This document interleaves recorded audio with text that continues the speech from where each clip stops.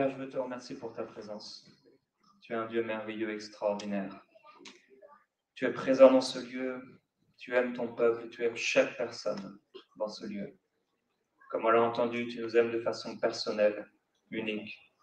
Tu es un Père bienveillant, rempli d'amour, de douceur et de tendresse. Je prie, Père, pour la tendresse de Jésus dans cet endroit. Je prie que la tendresse et que la douceur de Jésus soient le partage et l'expérience de chaque personne dans ce lieu. Je prie, Père, que toutes les forteresses, tous les liens, toutes les charges, tous les fardeaux lourds et inutiles puissent tomber aujourd'hui et que tu rafraîchisses ton peuple par le Saint-Esprit. Merveilleux Saint-Esprit, nous aimons ta présence. Et Père, je prie que tu illumines vraiment les yeux du cœur de ton peuple afin que nous puissions te connaître de plus en plus. La réalité de ta présence, la réalité, la profondeur de ton amour, ta bienveillance, ta bonté à notre égard, la puissance que tu veux manifester à travers nous. Père, merci pour l'amour que tu as démontré en envoyant Jésus-Christ mourir à notre place, pour le pardon de nos péchés, pour la possession de la vie éternelle. Nous t'adorons, nous te glorifions, Jésus-Christ, pour le sacrifice extrême que tu as accompli pour nous. Oui, tu as tout accompli et tu nous as fait entrer en cela. Père, que ce peuple puisse être béni, chaque personne, que chacun puisse recevoir de toi une grâce aujourd'hui par le Saint-Esprit, à travers les différentes interventions, par ton Esprit, Seigneur Jésus-Christ, qui travaille au-delà des mots et des paroles. Viens travailler, Seigneur, dans les cœurs par ton Esprit et glorifier ton nom. Nous t'adorons, Seigneur Jésus-Christ. Nous voulons recevoir de toi et entendre ta parole, recevoir de ton onction et de ta présence, être rafraîchis spirituellement. Merci, Père, pour ce que tu fais aujourd'hui. Nous t'adorons et nous te glorifions. Merci, Seigneur. Amen. Alors, bonjour à tous. Je suis heureux au milieu de vous aujourd'hui avec les différents intervenants. C'est une grâce de pouvoir vous apporter la parole de Dieu. Merci à André, le couple, et voilà, tous les pasteurs qui ont pu organiser cet événement, les organisateurs. C'est une grâce et je vois un véritable zèle et un désir d'unité dans votre Église et dans le service que vous avez et que vous rendez aussi à travers ce genre d'événement. Alors, bravo pour ce désir et ce zèle, cette unité, ce désir qu'il se passe quelque chose en France et que vraiment il y ait un réveil spirituel qui se manifeste. J'ai la joie de participer avec d'autres orateurs que vous aurez le privilège d'entendre aujourd'hui. Et voilà, je pense que la plupart qui ne me connaissent pas ici, peut-être il y a des gens qui ne me connaissent pas. Je vais me présenter, ça me fait gagner beaucoup de temps. Merci en tout cas à tous ceux qui suivent les émissions, entre autres Prières Inspirées, mais aussi les autres émissions de la chaîne. Merci pour vos prières, je sais que plusieurs vous priez pour nous et on en a besoin. Et merci également pour le soutien. Plusieurs personnes, vous êtes partenaires et que Dieu vous bénisse pour cela parce qu'il y a un vrai fruit, un fruit véritable. Et de lieu en lieu où on va, on peut entendre les témoignages de personnes qui ont reçu le Seigneur, qui ont été guéris, qui ont été délivrés, qui ont été fortifiés, qui sont revenus à Dieu à travers les émissions. Et on se réjouit et on est partenaire avec vous vraiment dans cette vision. Et c'est extraordinaire. J'étais la semaine dernière ou la semaine d'avant dans une église et une personne vient me voir alors que je signais les livres à la fin et j'en ai ici. Et elle me partage comme ça son témoignage. Elle me dit voilà, j'ai attrapé c'est pas de l'eczéma, mais en tout cas un peu style d'eczéma, psoriasis. Et elle a attrapé ça avec son frère et toute sa famille en fait a attrapé cette même chose. Et les autres ont été guéris dans la famille, parce que normalement, ça part comme ça quand même assez rapidement. Mais elle a essayé tous les traitements, elle a été voir son médecin, etc., plusieurs médecins, je crois. Et ça a duré en fait pendant 12 ans. 12 ans. 12 ans avec cette chose, je pense que c'était au niveau de ses pieds.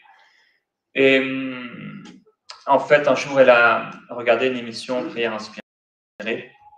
Je priais par rapport à la guérison divine. Et je crois avoir c'est une maladie un peu semblable. Et elle s'est dit, mais je peux être guérie. elle a prié avec moi. Le lendemain matin, elle s'est réveillée et c'était parti. Après 12 ans de souffrance, le Seigneur l'a guérie en un instant. C'est vraiment merveilleux de voir ce que Dieu fait. C'est un parmi beaucoup de témoignages qu'on n'aura jamais l'occasion d'entendre et qu'on entendra seulement au ciel. Alors merci à tous ceux qui prient, tous ceux qui soutiennent et tous ceux qui partagent aussi ce que nous faisons. C'est une grâce de Dieu et c'est un moyen que Dieu utilise, les médias, pour pouvoir aussi annoncer la parole et faire du bien à ceux qui sont voilà, autour de nous et qui ne savent pas encore. Alors aujourd'hui, voilà, conférence de réveil, encouragement à l'évangélisation, afin de vous fortifier. Je ne sais pas ici qui annonce l'évangile, parfois dans les rues, dans les métros, dans les bus. Est-ce qu'il y a des personnes ici qui le font? D'accord. Est-ce qu'il y a des personnes qui annoncent l'évangile de manière régulière, pas forcément dans le métro ou autre, mais d'accord. Qui n'annonce à peu près jamais l'évangile? D'accord. Donc il y a beaucoup de menteurs.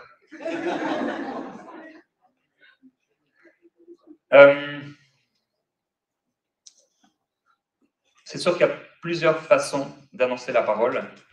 Et quand on lit la Bible, on réalise qu'il y a toujours des combats entre le naturel et le spirituel.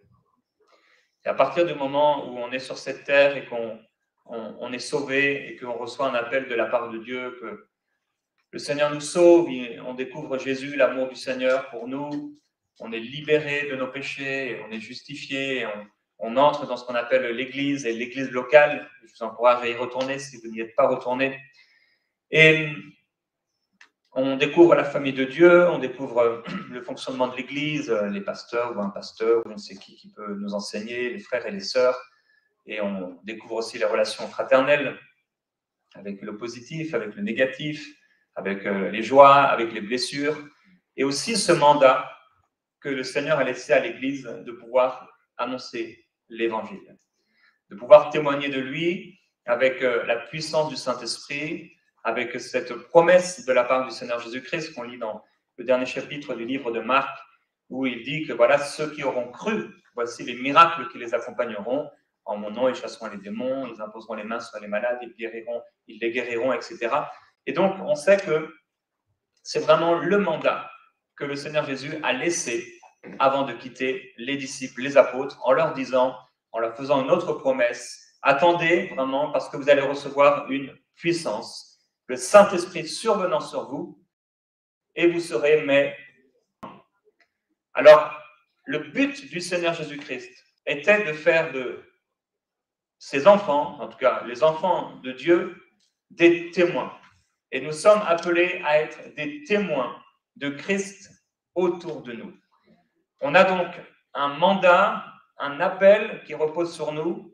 Nous savons que si on sait lire la Bible et les évangiles et les épîtres, eh bien, il est très clair et évident que ce mandat a été donné non seulement à des évangélistes qui sont là dans le ministère à temps plein et qui ont un don particulier pour annoncer l'évangile, et ils le font à temps plein à travers des campagnes d'évangélisation ou par toutes sortes de moyens, mais cet appel et ce mandat est pour tous ceux qui ont cru. Et donc on se retrouve avec ce mandat, avec cet appel, avec ce désir d'annoncer l'évangile, et on se retrouve en même temps automatiquement dans un combat spirituel entre le naturel et les choses que je peux comprendre avec ma pensée et mon intelligence, ce que je lis dans la Bible, ce qu'on m'enseigne, ce que je sais aussi dans mon cœur par le Saint-Esprit, et la réalité des personnes qui sont autour de moi, des personnes qui ne veulent pas forcément entendre parler du Seigneur Jésus-Christ, des gens qui n'en ont parfois rien à faire de Dieu et qui veulent simplement vivre leur vie. Et moi, je me retrouve en tant que chrétien et enfant de Dieu avec cet appel qui va en fait à l'opposé de ce que les gens aimeraient entendre au départ, puisque s'il y a une bonne nouvelle de l'Évangile, elle vient également avec le message de la repentance, le fait que nous devons annoncer non seulement que Jésus sauve et que Jésus aime les gens, mais que les personnes doivent se détourner de leurs péchés. Et donc, automatiquement, on se retrouve dans un combat spirituel Et j'ai vu plusieurs personnes annoncer l'évangile et avoir ce zèle pour annoncer l'évangile, sentir le feu même de l'appel pour certains d'entre eux, avec cet appel au ministère, et être confrontés donc à un combat spirituel et se fatiguer spirituellement, être chargé, et finalement ne pas comprendre trop ce qui se passe, pourquoi c'est dur, pourquoi c'est difficile, pourquoi ils ne se lèvent pas tous les jours, entre guillemets, remplis de joie, remplis de zèle, pourquoi lorsqu'ils annoncent l'évangile, les gens ne sont pas super contents de les entendre, pourquoi les gens ne les accueillent pas à bras grands ouverts, pourquoi les maisons ne sont pas forcément toujours grandes ouvertes ou les cœurs pour les entendre et recevoir le message de l'évangile, la guérison, etc. Et donc, certains, j'ai vu, sont vraiment chargés et très tournés d'ailleurs parfois vers eux-mêmes. L'annonce de l'évangile, c'est pour les autres et c'est pas pour nous-mêmes. Et parfois, j'ai réalisé qu'on est trop tourné sur nous-mêmes et ça nous empêche aussi de pouvoir être tourné vers les autres. Et c'est beaucoup une fonction de comment je me sens, est-ce que j'ai bien fait? Et c'est vrai, il faut pouvoir se poser des questions, mais c'est surtout ce que Dieu veut faire dans la vie des personnes qui sont autour de nous.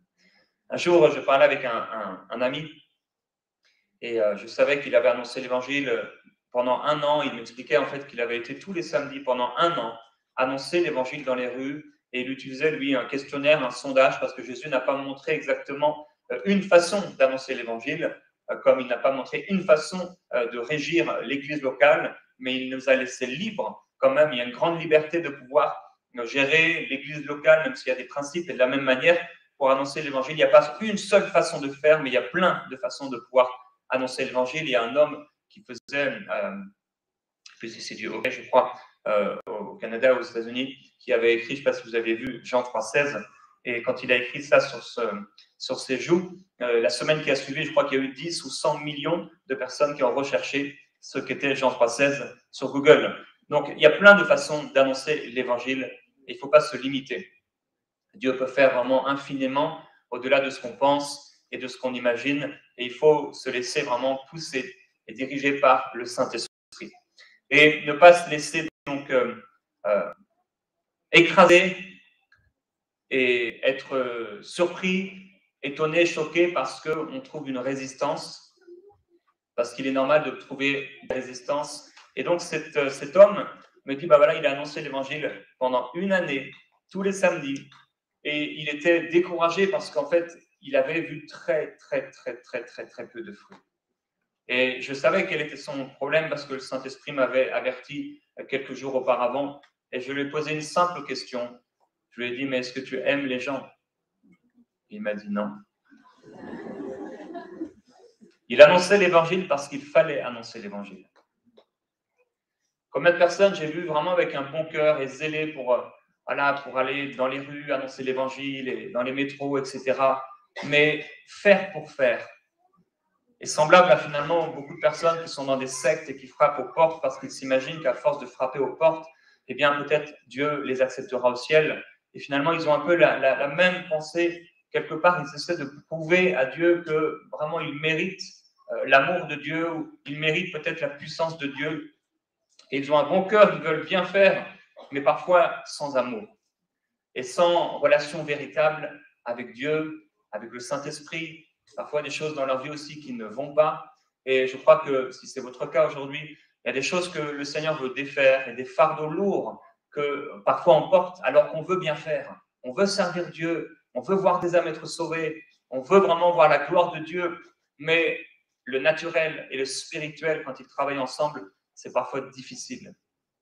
L'apôtre Paul disait, on a des luttes à l'extérieur, on a des craintes au-dedans.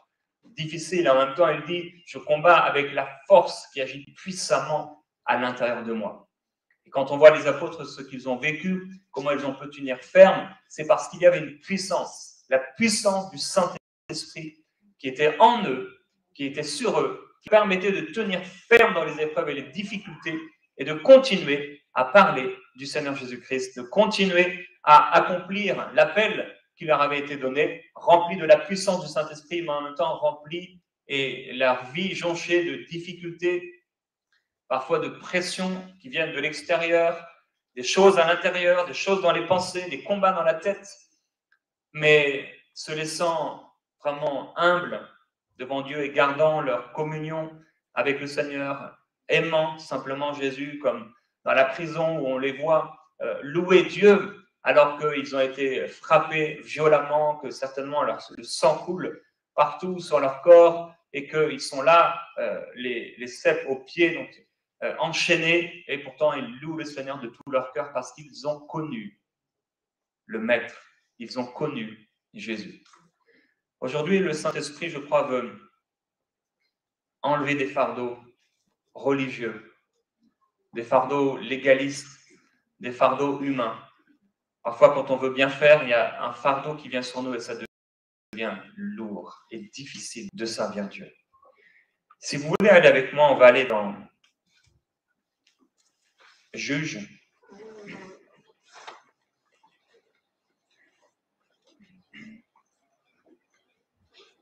Dans Juge au chapitre 15.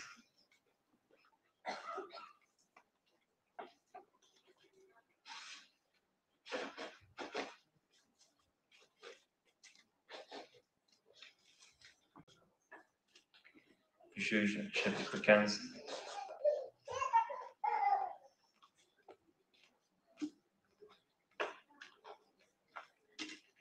Et on va aller au verset 9.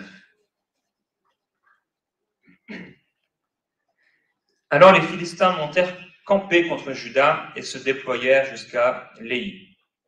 Les hommes de Juda dirent « Pourquoi êtes-vous montés contre nous ?»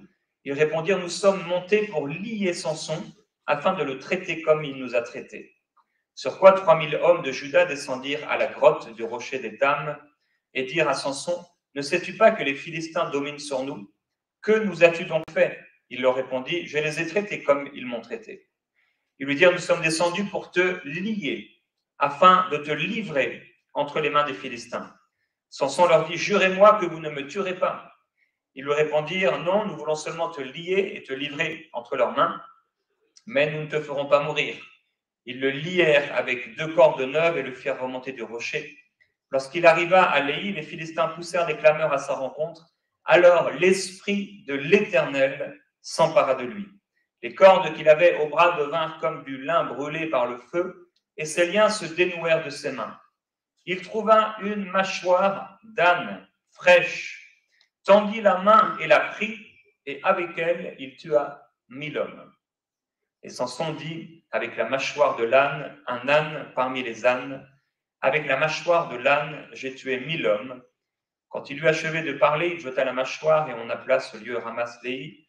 Pressé par la soif, il invoqua l'Éternel et dit, c'est toi qui as accordé par la main de ton serviteur ce grand salut.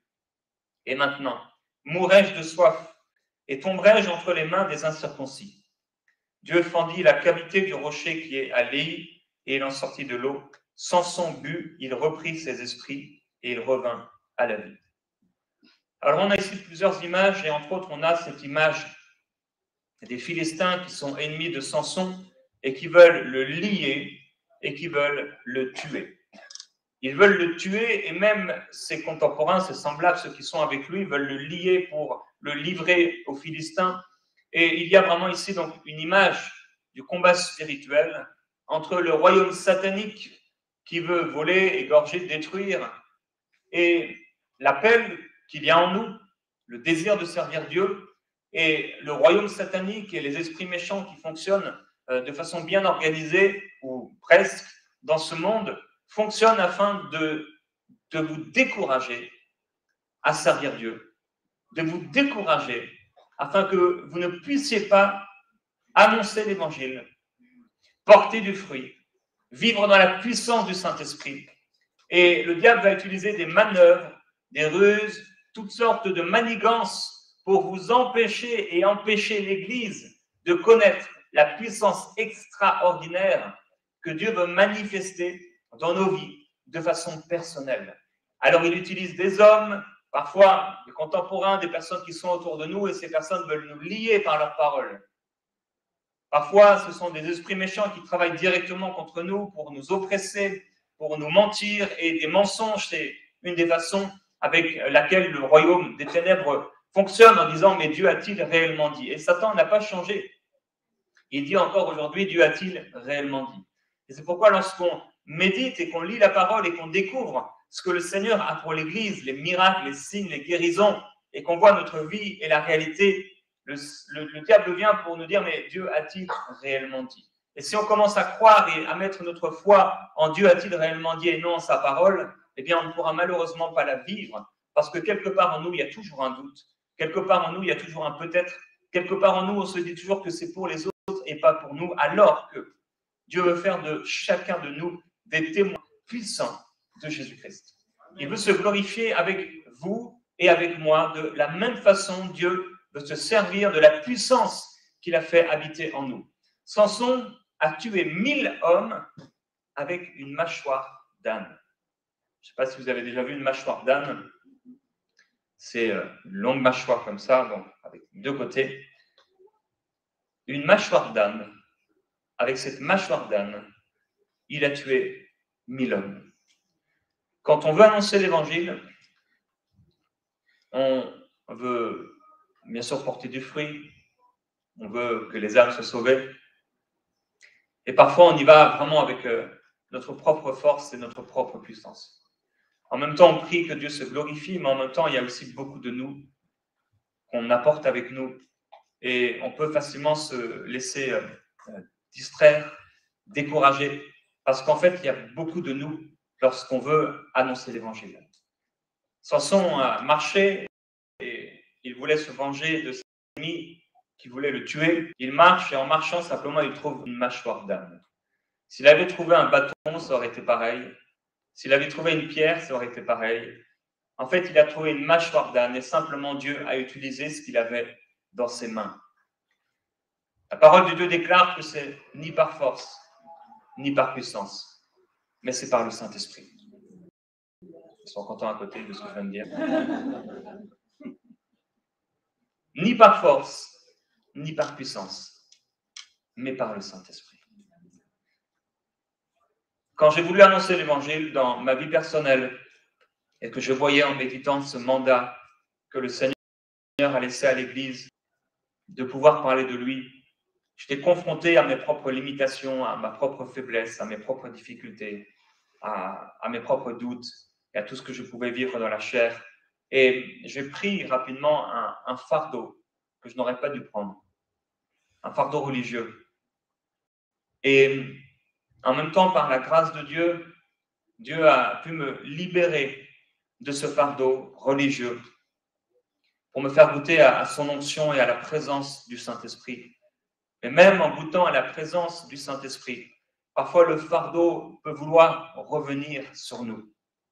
Et il y a toujours ce combat, et Samson va tuer 1000 hommes parce que l'Esprit de l'Éternel descend sur lui avec force et puissance, avec ce qu'il a dans la main, mais après avoir travaillé, après avoir accompli son appel parce que c'était le sien, il était bien particulier, le voilà pressé par la soif.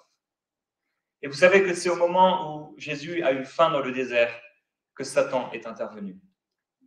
C'est quand on sort d'avoir servi Dieu, quand on a annoncé l'Évangile, quand on a servi le Seigneur, c'est après avoir servi Dieu, que ce soit dans les services à l'Église ou dans notre vie personnelle, après avoir parlé de lui, peut-être après s'être baptisé d'eau, après avoir accepté le Seigneur Jésus-Christ, à chaque fois qu'il y a une victoire, eh bien, il est normal de se décharger. Parfois, les gens sont paniqués parce qu'ils sont déchargés, ils se disent « mais j'arrive plus à prier, c'est plus comme avant, il n'y a plus ce même feu ». C'est normal. Parce qu'en fait, notre esprit est comme une batterie. Et nous sommes, et notre corps même, chaque jour, on a besoin de dormir et de s'alimenter. On n'est pas surpris à arriver peut-être le soir d'avoir faim. Et on n'en fait pas toute une histoire. Parce qu'il est normal et on comprend que notre corps a besoin d'être nourri. Mais de la même manière, notre esprit a besoin d'être nourri et d'être fortifié. Beaucoup de personnes se laissent avoir parce qu'ils sont un peu découragés, parce que voilà, ils ont perdu un peu le zèle dans leur vie de prière et se disent mais qu'est-ce qui ne va pas? Est-ce que Dieu a un problème avec moi? Est-ce qu'il y a quelque chose que je fais mal? Et c'est bien de se poser parfois des questions et de vouloir se sanctifier et de faire mieux. Mais le diable en profite à ce moment-là pour introduire un mensonge, pour introduire quelque chose de faux, pour nous amener dans une espèce d'atmosphère bizarre, où on a toujours l'impression d'avoir fait quelque chose de mal, que Dieu a un problème avec nous, qu'on a perdu la présence de Dieu, que le ciel est devenu fermé, alors que dans le ciel, rien n'a changé. Mais c'est sur la terre. Et c'est là que le combat se joue dans nos pensées et des mensonges qui viennent contre nous pour nous empêcher de pouvoir porter du fruit encore. Parce qu'en réalité, Dieu a donné toute autorité à l'Église sur la puissance satanique. Et il nous dit, oui, nous pourrons marcher sur les serpents, les scorpions, et sur toute la puissance de l'ennemi, sans que rien ne puisse nous nuire. Ça, c'est la réalité. Ça, c'est notre héritage. Ça, c'est l'autorité que Christ a donnée à l'Église. Mais il y a aussi l'autre réalité. Au moment où nous avons servi Dieu, au moment où nous avons commencé à aller, au moment où nous avons commencé à avancer, nous sommes pressés par la soif, fatigués. Élie s'est retrouvé dans la grotte, il était fatigué, chargé. Élie s'est retrouvé à un moment, là, il était découragé complètement, mais l'ange de l'Éternel se trouve à ses côtés, et voici qu'il a préparé un gâteau. Il prend le gâteau, mais il se rendort, et l'ange le réveille à nouveau. Il va prendre à nouveau de ce gâteau surnaturel qui lui permet de marcher pendant 40 jours et 40 nuits sans manger. Quand tu es fatigué, pressé par la soif, l'ennemi vient pour te décourager, t'empêcher de pouvoir porter du fruit encore. Parce que comme tu as toute autorité, il faut trouver un moyen de te décourager. Nous sommes dans un combat spirituel, être surpris, d'être parfois découragé, de faire, en tout cas, de découragement qui veut nous empêcher de continuer à avancer. Alors parfois, nous sommes remplis du Saint-Esprit, nous sommes remplis de la ferveur, et nous sommes remplis peut-être par la prière des uns et des autres ou par un encouragement, une prédication, et nous commençons à porter du fruit, nous commençons à aller, nous parlons du Seigneur Jésus-Christ, et voilà qu'arrivé le soir ou le lendemain, on se sent bizarre. L'oppression, les pensées nous tournent autour, oh, regarde, ça n'a pas porté de fruit, regarde ces personnes, nanana, nanana, et finalement pour nous décourager et nous empêcher de continuer, parce que Satan sait que si nous continuons, il y aura toujours du fruit avec Dieu. Oui, avec Dieu, nous ferons des exploits. Donc, une ruse qui est utilisée pour nous empêcher de continuer. Parce que si nous continuons, c'est par la foi et la persévérance que nous obtiendrons les promesses de Dieu. Quand nous servons Dieu, il y a des temps difficiles où nous avons besoin d'être rechargés. C'est pourquoi il est tellement important, comme Élie qui va se nourrir de ce gâteau, comme Samson qui va savourer l'eau, qui va sortir surnaturellement du rocher, on a besoin de s'abreuver dans la présence du Seigneur. On a besoin de croire que Dieu n'est jamais contre nous. On a besoin d'être convaincu, comme Paul priait, lui l'homme de Dieu qui marchait dans le surnaturel, des choses extraordinaires, et pourtant une de ses plus grandes prières, c'était que l'Église connaisse la profondeur, la largeur, la hauteur, la longueur, l'amour de Christ. Si on ne connaît pas l'amour de Christ pour nous, nous ne pourrons pas aller loin dans la bataille. On ne pourra pas aller loin dans le combat. Parce que finalement, on aura l'impression au bout d'un moment que c'est Dieu qui nous combat. Parce qu'on n'a pas cette fondation et ce fondement inébranlable que Dieu nous aime, qu'il est avec nous, qu'il est pour nous. Plusieurs personnes qui vont annoncer l'évangile dans les rues, vous n'avez pas eu votre père ou votre père n'était pas quelqu'un de présent et vous avez eu des carences par rapport à l'affection qu'il aurait dû vous donner. Et donc, vous avez à cause de cela une image du père qui est fausse et vous avez de la difficulté à recevoir l'amour du Père, de Dieu le Père pour vous.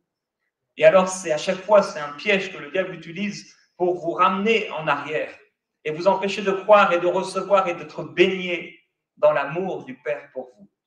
Et je prie que vous puissiez recevoir une nouvelle révélation de l'amour du Père pour vous, de l'amour du Père pour toi, parce qu'il t'aime. Il n'est jamais contre vous. Il est toujours avec vous et pour vous. Le fait qu'on ressente ou pas la présence de Dieu ne veut pas dire qu'il est parti. Parce que même au milieu de la tempête, Jésus est là. Il veut qu'on goûte à sa présence. Il veut qu'on goûte à sa union, il veut qu'on goûte à sa puissance et qu'on la manifeste. Il nous aime. Et comme une cascade d'eau et comme de l'eau qui coule sans cesse, l'amour du Seigneur ne s'arrête jamais pour nous. Et si on veut apporter l'amour de Jésus autour de nous à ceux qui ne le connaissent pas, nous avons d'abord besoin de recevoir cet amour parce que nous ne pouvons pas donner ce que nous n'avons pas reçu. Alors il est important d'aller se rafraîchir. et de boire de l'eau du rocher. Comment le Seigneur a apporté ce gâteau, comment il peut ouvrir un rocher en deux au moment où tu te retrouves dans ta chambre, dans ta voiture ou quelque part dans ta maison et que tu fais appel à lui. Il va ouvrir le rocher si tu pries avec foi. Si tu te présentes comme un enfant, pas comme un Superman, une Superwoman, simplement comme un enfant à ses pieds. Juste la communion. J'aime prêcher, enseigner, rappeler, exhorter, encourager les gens à avoir une vie de communion quotidienne avec le Seigneur. Il est vraiment très important pour chacun d'entre nous de pouvoir communier quotidiennement avec le Seigneur Jésus-Christ. Se lever chaque jour et passer un temps avec lui. Là encore, le Seigneur n'a pas dit qu'on devait passer 1 heure ou 2 heures ou 3 heures ou 5 heures, même si à un moment, oui, nous savons que dans le jardin de Gethsémani, il va leur dire, mais vous n'avez pas pu prier 1 heure avec moi. Mais il n'y a pas de règle. Il faut simplement l'aimer.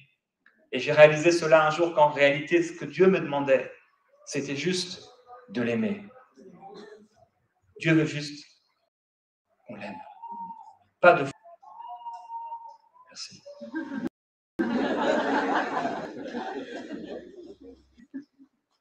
Il veut juste qu'on l'aime.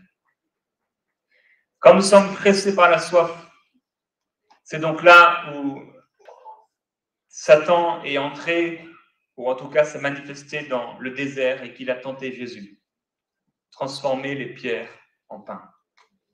Quand on commence à se lever pour annoncer l'évangile, porter du fruit, on est pressé par la soif, les tentations deviennent plus fortes. Il peut arriver parfois où on est tenté, comme il a été tenté en toutes choses, comme nous, lui, sans jamais pécher. Et alors qu'on est tenté, il y a des choses qui peuvent nous tourner autour. Et si nous ne gardons pas cette communion personnelle avec lui, eh bien, on va tomber. Et si on tombe, eh bien, on va entrer dans la continuité de la ruse et des manigances sataniques où le diable va nous pointer du doigt l'accusateur des frères et nous dire que nous ne sommes pas assez bien pour porter du fruit. Nous ne sommes pas assez bien pour parler de lui. Nous ne sommes pas assez bien pour marcher dans le miraculeux et le surnaturel. Et on aura l'impression que finalement, on doit être parfait pour parler de Jésus. Mais c'est ni par force, ni par puissance, mais c'est par le Saint-Esprit. Dieu veut que ce soit par le Saint-Esprit. Et c'est pourquoi il a utilisé la mâchoire de Samson. Il a utilisé le bâton de Moïse. Il peut utiliser ce que tu as dans les mains. Il a utilisé les 5 mains, les quelques poissons et les quelques pains qu'avait ce jeune garçon pour nous montrer qu'il est capable de faire infiniment au-delà de tout ce qu'on pense et de ce qu'on imagine avec juste un grain de foi. Il faut juste qu'on croie que Dieu est capable de le faire, qu'il nous aime, qu'il nous a donné un héritage et qu'il veut qu'on puisse aller avec sa puissance, qui n'est jamais contre nous, mais qu'il est avec nous. Alors, on n'a pas besoin, entre guillemets, d'évangéliser. On a besoin juste d'aimer les gens. Parfois, on est tellement voulant, on veut tellement faire qu'on oublie, donc comme dans l'exemple que j'ai donné avec cette personne qui a annoncé l'évangile pendant 1 an, mais sans aimer les gens. Parfois, on voit des personnes qui annoncent l'évangile dans les rues et on peut se poser la question, mais est-ce qu'il y a de l'amour? Pourquoi on annonce? Pourquoi je parle de Jésus autour de moi? Est-ce que c'est parce que j'aime vraiment les gens? Et si l'amour du Seigneur en nous n'est pas assez profond pour aimer les gens, si en fait il nous manque d'amour pour les gens, le Seigneur saura encore nous remplir et faire déborder son amour en nous et à travers nous pour aimer les personnes qu'on ne pourrait pas aimer dans la chair, pour pouvoir les aimer avec compassion comme lui les aime, comme il nous a aimés alors qu'on était encore pécheurs. Et je prie qu'il y ait une nouvelle dimension d'amour et de révélation de l'amour et de réception aussi de l'amour de Dieu pour les autres et la compassion qui vous soit donnée pour que vous puissiez voir les gens comme il les voit, que vous puissiez les saisir, ressentir leur cœur et leur souffrance et aimer au-delà du naturel de manière surnaturelle, ni par force, ni par puissance. De la même manière que Samson a été encouragé parce que Dieu a ouvert le rocher et que Élie a pu manger de ce gâteau et être fortifié, je crois qu'aujourd'hui, alors que la journée va se dérouler à travers les différentes interventions, alors que vous étiez pressé par la soif, ou alors que vous étiez découragé. Samson s'est élevé auprès de Dieu comme un accusateur, en disant, mais c'est toi qui as accordé par la main de ton serviteur ce grand salut, et maintenant tu me le ferais mourir de soif, et je tomberai entre les mains des incirconcis. Quand on est découragé, voilà qu'on commence à se poser des questions, et même à poser des questions sur la nature de Dieu. Il vient de faire un grand exploit, mais il commence à imaginer que Dieu va le laisser mourir de soif. Le naturel et le spirituel. La gestion de ce qu'on ressent dans nos émotions, de ce qu'on voit avec nos yeux, de ce que notre intellect dit et de ce qu'il dit lui. Le spirituel, le surnaturel. La gestion de ces choses n'est pas une chose facile. Et il faut qu'on puisse lui faire confiance et croire dans le cœur de notre Seigneur. Je voudrais faire un peu quelques questions par rapport à des statistiques sur l'annonce de l'Évangile. On dit que sur 200 personnes, il y a une personne qui est sauvée à travers ce qu'on appelle des évangélisations planifiées. Une évangélisation planifiée, c'est par exemple une ou plusieurs personnes qui vont spécialement dans la rue pour annoncer l'Évangile, dans les métros, dans les bus ou autre part. On va savoir ici qui a accepté le Seigneur Jésus-Christ, a été sauvé parce que quelqu'un lui a annoncé l'Évangile dans la rue ou dans le métro. 6 personnes. Qui a accepté le Seigneur Jésus-Christ par une campagne d'évangélisation. Donc, c'était soit en plein air ou dans une église, une campagne d'évangélisation. 3 personnes. On fait pas ce sondage dans l'église. Qui a accepté le Seigneur Jésus-Christ par une visite, en fait, de quelqu'un, un pasteur, ou c'est ça, un pasteur qui est venu le visiter chez elle ou chez lui, peut-être dans un hôpital, pour prier pour lui, et cette personne a été sauvée. 2. C'est les mêmes statistiques que j'ai ici, 2 à 4 personnes sur 200. Qui a accepté le Seigneur par le charisme d'un pasteur? Il est un jour entré dans une église et en voyant le pasteur bien prêcher, il a été sauvé. Une personne. Qui a été sauvé par les médias? Donc, des vidéos, voilà, les réseaux sociaux. N'ayez pas peur, hein, n'ayez pas honte. Vous avez le droit d'aller sur les médias. Donc, 9 personnes. En effet, ici, j'ai à peu près 6 personnes. Qui a accepté le Seigneur Jésus-Christ à l'école du dimanche? Un peu au fond. Apparemment, ceux qui acceptent le Seigneur à l'école du dimanche se mettent au fond. Merci. Qui a accepté le Seigneur sans que personne ne lui ait parlé du Seigneur, par une démarche personnelle? Cette personne, un jour, a voulu ouvrir la Bible, et là, en lisant la Bible, vous avez été sauvé, tout simplement. Donc là, on a à peu près 20, on a 20 personnes. C'était un peu moins ici, 12 personnes sur 200, mais on a un peu plus. Qui a accepté le Seigneur parce qu'un ami, quelqu'un dans la famille, une personne, lui a parlé de Jésus un jour, peut-être l'a invité à l'église ou quelque part, ou par l'amitié? Levez bien haut la main. Ici, on voit en fait que la plupart des personnes qui reçoivent le Seigneur Jésus-Christ, c'est par amitié. On réalise qu'en fait, on a beaucoup mis l'accent ces dernières années, et c'est une bonne chose, sur l'annonce de l'Évangile dans la rue. Un peu, vous savez, comme des guerriers. On va dans la rue, on fait la chose, entre guillemets, la plus difficile. On va dans les métros et on va dans les rues et on fait des choses spéciales. Et en réalité, on s'aperçoit que c'est à peu près une personne sur 200 qui accepte le Seigneur comme ça. Et donc, on met beaucoup d'accent sur cette chose-là, et parce qu'elle a l'air très bien, parce qu'on se dit « Waouh, c'est fort, on va dans la rue, dans les métros, etc. » Sauf qu'en réalité, le fruit derrière est beaucoup moins grand, d'une manière générale, que le fait simplement d'être un croyant, de témoigner autour de nous, à nos amis, à notre famille, de l'amour de Dieu, de ce que Dieu fait dans notre vie. Il y a à peu près 80 fois plus, et encore, en réalité, selon mon sondage, c'est 150 fois plus, de personnes qui sont sauvées par l'amitié que par le fait d'annoncer l'évangile dans la rue ou dans le métro. Alors, ce n'est pas qu'on doit choisir l'un ou l'autre, mais c'est simplement que peut-être on doit réfléchir si finalement tout l'effort qu'on met dans certains types d'évangélisation, on ne devrait pas plutôt le mettre en étant simplement un croyant.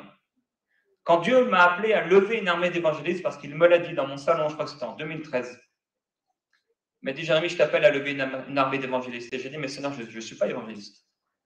Et Dieu m'a montré qu'en fait, cette armée, ce n'était pas le ministère d'évangéliste qu'il allait lever, mais des personnes comme vous et moi, qui étaient entre guillemets de simples chrétiens, mais qui avaient ce feu et cette ferveur qui allait naître dans leur cœur pour annoncer l'évangile. Personnellement, j'utilise peu, et je le fais simplement par facilité, le terme d'évangélisation. Je trouve que ça a une connotation assez négative, comme si on était des inquisiteurs et on veut évangéliser les gens. Je préfère annoncer l'évangile, mais bon, c'est juste une histoire de mots, il n'y a pas de souci si on l'utilise. Mais ça montre quand même quelque part la façon dont on parle parfois de l'évangélisation, la façon dont on annonce l'évangile. Parfois, c'est comme si c'est par nos propres forces. On veut bien faire, mais il y a facilement un fardeau qui vient sur nous. La plupart des personnes dans les églises ne voudraient jamais aller annoncer l'évangile dans les rues, ni faire du porte-à-porte. Les réunions de prière sont les réunions où il y a le moins de personnes, mais les réunions d'évangélisation, c'est encore pire. Parce qu'en fait, les gens ont peur. Ils ont peur d'annoncer l'évangile. Et cette peur et cette crainte et ces façons parfois de faire, on veut nous rentrer dans de se dire, c'est comme ça qu'il faut annoncer l'évangile. Finalement, fait en sorte que quand Goliath s'est approché du peuple et il a dit, donnez-moi un homme, il a donné lui-même les règles de la bataille. Aucun d'eux n'était assez fort pour tuer Goliath, mais c'est lui qui a donné ses propres règles. Le diable va donner ses propres règles sur la façon dont tu dois annoncer l'évangile. C'est une folie.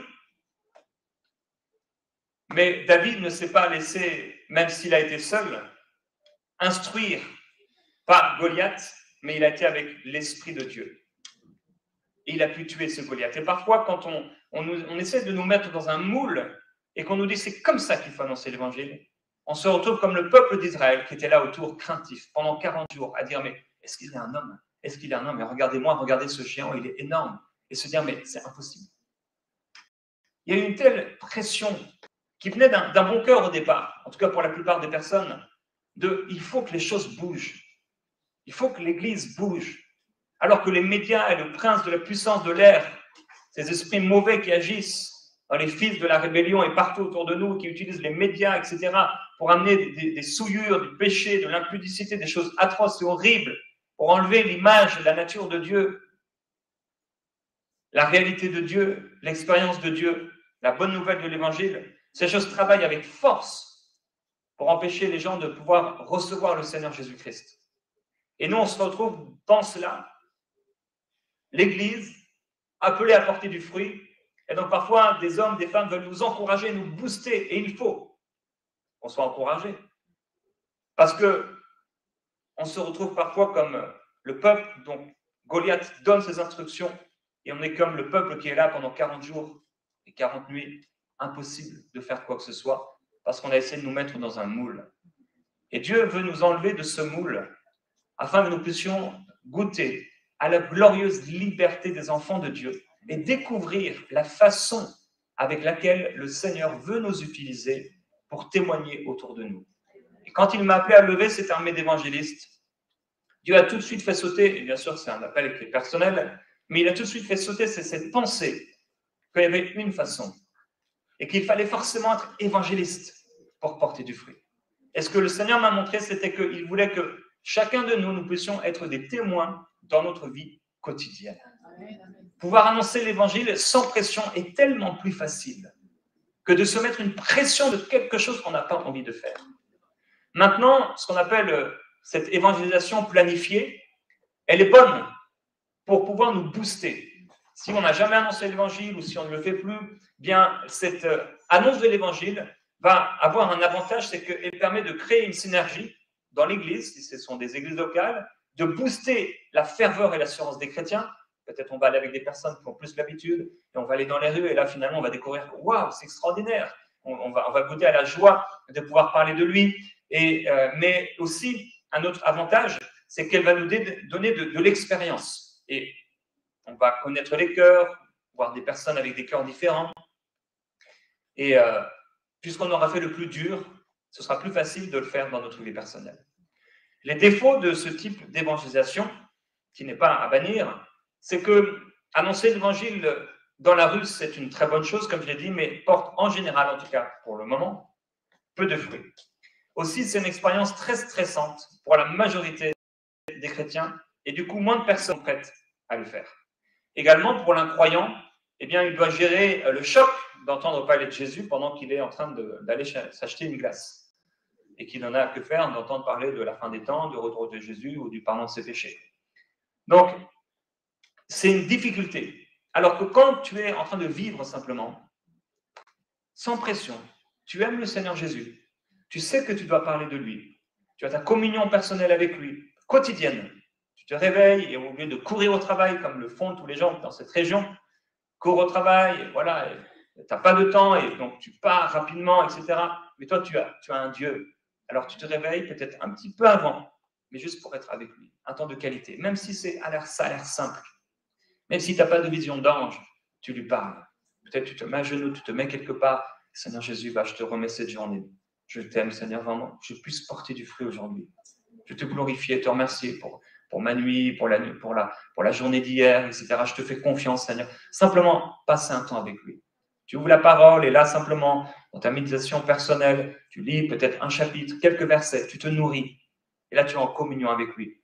Et tu pars faire ce que tu as à faire. Et parce que tu aimes le Seigneur et que non seulement dans ce temps matinal, mais dans le reste de la journée, que tu as un cœur pour Dieu et que tu pries régulièrement pour que Dieu te donne sa compassion, le cœur pour les gens, eh bien, tu vois toutes les personnes qui sont autour de toi, pas comme le voient la plupart des croyants, comme juste des gens, mais comme des gens qui ont besoin de rencontrer Jésus. Et alors, il y a de multiples opportunités pour toi de pouvoir parler de lui. Tu es au drive du McDo et parce que tu es un témoin de Jésus, tu n'es plus là en train de forcer les choses, mais juste tu aimes les gens et tu donnes une parole du Seigneur. Tu cherches à recevoir une parole de connaissance, tu cherches à marcher dans le don de la prophétie, de recevoir des paroles et le don de guérison, de miracles, en manifestation, le don de la foi. Tu sais que c'est un don. Tu ne peux pas payer Dieu, prouver à Dieu qu'il doit te le donner. Simplement le désirer, le vouloir, pas être le meilleur des chrétiens, juste être son enfant et l'aimer, le servir, laisser le Saint-Esprit te sanctifier et toi aussi te sanctifier par son aide. Et il y a de multiples opportunités. Tu peux t'asseoir sur un banc quelque part et juste attendre. 15 minutes, 30 minutes, tu es là, tu te dis voilà, je vais avoir 30 minutes. Tu t'assois quelque part sur la terrasse d'un café et tu attends de voir ce que le Seigneur va faire. Et là, tu réalises que quelqu'un s'assoit à côté de toi et dit ah, j'ai mal ici. Et là, c'est Dieu qui l'envoie. C'est tellement plus simple de laisser Dieu ouvrir, créer le chemin et les opportunités, plutôt que d'y aller par nous-mêmes. Par nos propres forces, on va y aller. Quand le peuple d'Israël partait par leurs propres forces, c'était toujours une catastrophe. Quand ils ont voulu aller à un endroit, parfois ils ont dit non, on va faire la guerre, mais Dieu avait dit non. Ils sont morts. Ils devaient suivre la colonne de nuée et la colonne de feu dans le désert. Si la colonne de nuée s'arrêtait, ils s'arrêtaient. Il y a un temps où Dieu dit arrêtez, sachez que je suis Dieu. Il y a un temps pour annoncer l'évangile, il y a un temps pour rester seul avec Dieu et être fortifié et rafraîchi. Dieu veut fortifier son peuple et nous encourager et ôter les fardeaux qu'on peut avoir avec notre bon cœur. On aime Dieu. Si on n'aimait pas Dieu quelque part, certainement on ne serait pas là. On aime Dieu. On veut le plaire. On veut lui être agréable. On veut vivre pour lui. On veut voir la puissance du Saint-Esprit se manifester. Mais que les fardeaux religieux s'en aillent. Que nous puissions être des témoins dans notre vie personnelle. Écouter à la glorieuse liberté des enfants de Dieu. Être rassurés de l'amour du Père à notre égard. Oui, il y a des choses que nous ne comprenons pas. Oui, peut-être des gens nous ont fait du mal.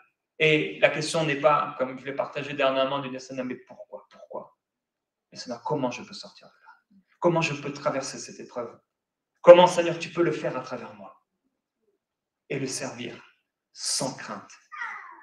Là où il y a l'amour, il n'y a pas de crainte.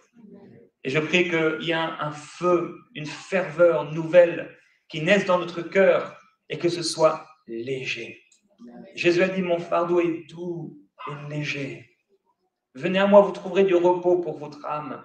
Ce n'est pas seulement quand on était pécheurs et que là on a trouvé du repos et le pardon de nos péchés. Ce n'était pas ensuite pour nous donner une enclume et des fardeaux lourds à porter. Même s'il y a des difficultés, il y a une puissance du Saint-Esprit dans la communion avec lui. Il y a des oppressions parfois, il y a des choses qui viennent dans le combat, c'est par des tribulations qui nous font entrer dans le royaume de Dieu. Mais parce qu'on lui fait confiance, parce qu'on est simplement en train de l'aimer, de vouloir le servir, lui obéir et porter du fruit. Aimer les gens. Alors Dieu, la puissance qu'il a mis en nous, le Saint-Esprit en nous, ça devient ni par force ni par puissance, mais par son esprit. Et je prie et je crois au surnaturel. Et je prie pour le surnaturel dans nos vies personnelles. Je prie qu'il y ait quelque chose qui se passe dans le surnaturel et je vais prier maintenant pour cela. Père, je prie que le surnaturel se mette en place dans nos vies. Ce matin, Père, tu m'as encouragé simplement à parler de ton amour, rassurer les cœurs de ton amour, à ôter ces mensonges sataniques que tu veux du mal à tes enfants, que le ciel est fermé, qu'il y a quelque chose qui a changé dans ton cœur par rapport à eux. Et tu viens également, et tu es venu apporter aujourd'hui et ce matin, Seigneur, ce message de la grâce, des fardeaux ôtés, et aussi le surnaturel. Père, je prie que, alors que c'est ni par force, ni par puissance, ton esprit vienne nous amener dans le surnaturel. Père, ton royaume, ce n'est pas simplement des paroles, mais c'est une démonstration d'esprit et de puissance. Et Père, je prie qu'à partir d'aujourd'hui, une grâce descende, comme il a été dit, oui, Père, que des manteaux viennent et soient donnés, qu'une grâce soit communiquée par le Saint-Esprit, afin que dans le monde spirituel, il y ait des choses surnaturelles qui se mettent en place à partir d'aujourd'hui, qu'il y ait des rencontres divines, alors qu'on va simplement avec la mâchoire d'âne, simplement avec le bâton, simplement avec les quelques pains, les quelques poissons, simplement avec ce que nous sommes, tels que nous sommes.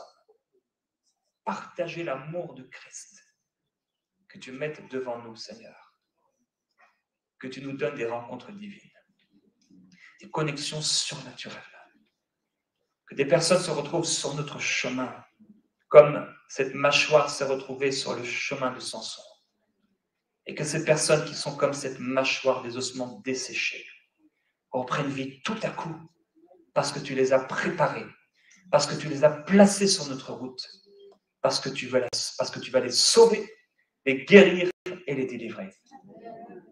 Père, je prie qu'une grâce soit donnée à ton peuple ce matin, qu'une grâce surnaturelle soit communiquée par le Saint-Esprit.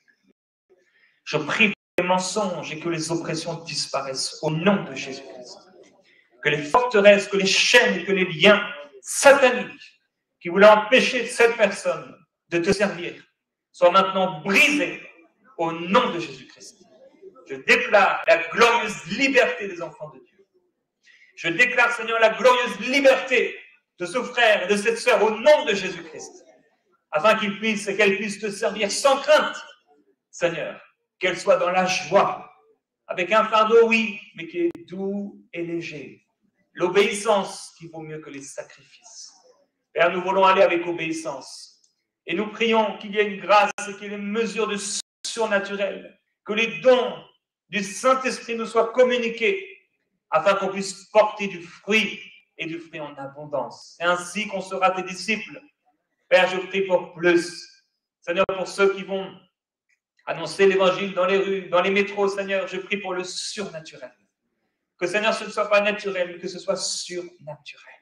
Qu'il y ait des personnes qui soient tout à coup sauvées en un instant, qu'il y ait des délivrances et des choses surnaturelles extraordinaires qui se passent. Père, que là où on a dit que c'était impossible, là où on a dit que c'était dur, même là, dans le métro, dans les rues, tu peux faire ce que tu veux, quand tu le veux. Alors nous appelons le surnaturel. Seigneur, quelle que soit la façon avec laquelle on va parler de toi, on va parler de ta vie, de ta mort, de ta résurrection, on va parler, annoncer le message de la repentance, nous croyons que la puissance surnaturelle du Saint-Esprit nous accompagne. Et Père, je prie que pendant cette journée, il y ait des grâces qui soient communiquées. Il y a vraiment quelque chose de spécial qui vient sur ton peuple. Seigneur, nous les chrétiens, on a tellement l'habitude d'aller de réunion en réunion et on oublie parfois que tu veux faire quelque chose de concret. Et je prie, Père, qu'aujourd'hui, quelque chose de concret se passe dans les cœurs par le Saint-Esprit et qu'il y ait un avant et qu'il y ait un après. Non pas même à cause de nos paroles, mais à cause de ta présence et de ta volonté. Qu'il y ait une grâce et une mesure de grâce et de dimension du Saint-Esprit dans ce lieu. Une atmosphère du Saint-Esprit et de révélation qui descend sur nous et qui nous change, qui nous bouleverse, qui nous transforme, qui nous permet de témoigner, d'être un témoin dans notre nature, un témoin de Christ. Père, oui, tu leur as dit d'attendre. Tu leur as pas dit qu'ils devaient mériter. Tu leur as pas dit qu'ils devaient travailler. Tu leur as pas dit qu'ils devaient faire des efforts, mais juste attendre le Saint-Esprit. Tu leur as monté la grâce dès le début. Tu as dit que tout était accompli. Et tu leur as montré ta grâce. Attendre et recevoir. Et quand ils ont reçu le Saint-Esprit, quand ils ont vu ces langues de feu se poser sur chacun d'eux, ils ont été tout à coup remplis. Juste parce qu'ils ont obéi et qu'ils ont attendu. Père, tu as envoyé le Saint-Esprit il y a 2000 ans. Et aujourd'hui, tu veux nous remplir du Saint-Esprit à déborder tous les jours de notre vie. Tu nous encourages à nous laisser continuellement remplir par le Saint-Esprit et à fuir la débauche, à ne pas s'enivrer. Père, je prie pour ceux et celles ici qui se sont laissés avoir par le péché et qui ont été accusés par la suite et qui sont aujourd'hui incapables de porter du fruit parce qu'ils sont là comme dans une prison. Au nom de Jésus-Christ, tu les fais sortir de cette prison. Par la repentance, tu les libères de ces péchés, de ces addictions.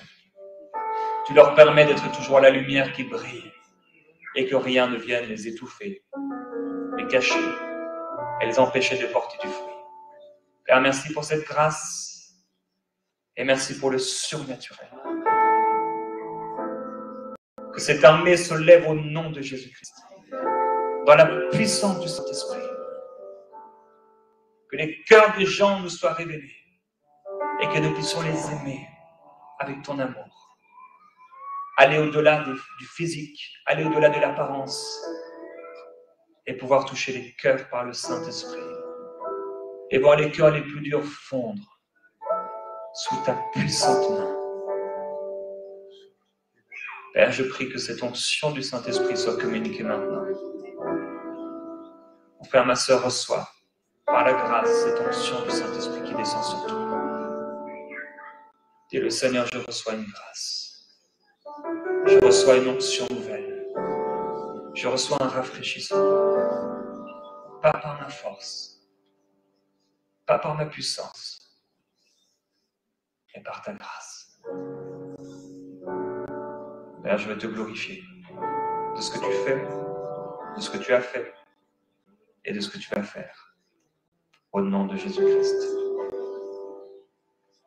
À un moment dans les Actes des Apôtres, on voit les apôtres qui viennent de guérir un homme et les gens se pressent autour d'eux comme si c'était des dieux ou des demi-dieux.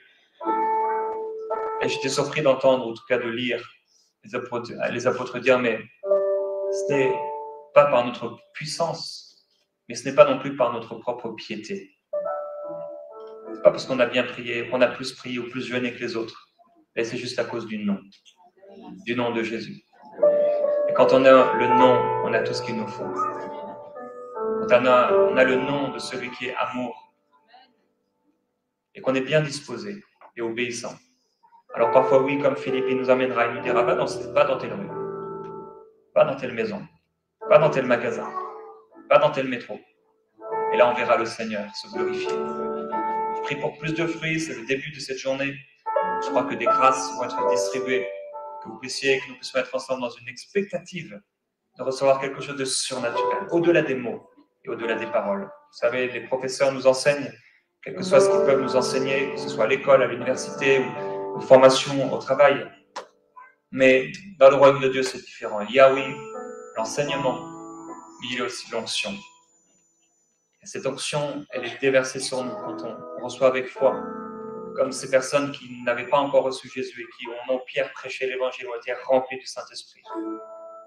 Eh bien, l'Église, c'est ce rassemblement des croyants, des personnes qui ne le connaissent pas et qui, comme ils viennent, quand ils s'approchent avec l'explicative et quand la foi naît, ils reçoivent, non pas des mots et des paroles, mais une grâce, une puissance, un don, quelque chose qui descend, une guérison qui vient tout à coup.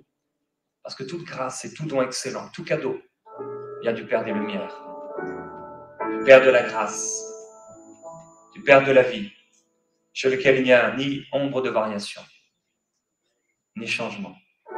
Alors que ce Dieu qui n'a pas changé puisse aujourd'hui vous toucher par son amour, vous renouveler, vous fortifier et ôter les mensonges sataniques qui vous ont fait croire, est-ce que Dieu t'aime vraiment? Est-ce que Dieu a-t-il réellement dit? Et que vous puissiez aller avec la grâce du Seigneur, rempli du Saint-Esprit, porter du fruit autour de vous, parce que vous avez vraiment confiance avec vous et que vous n'êtes pas seul. Je vous bénis, on va se retrouver un peu plus tard.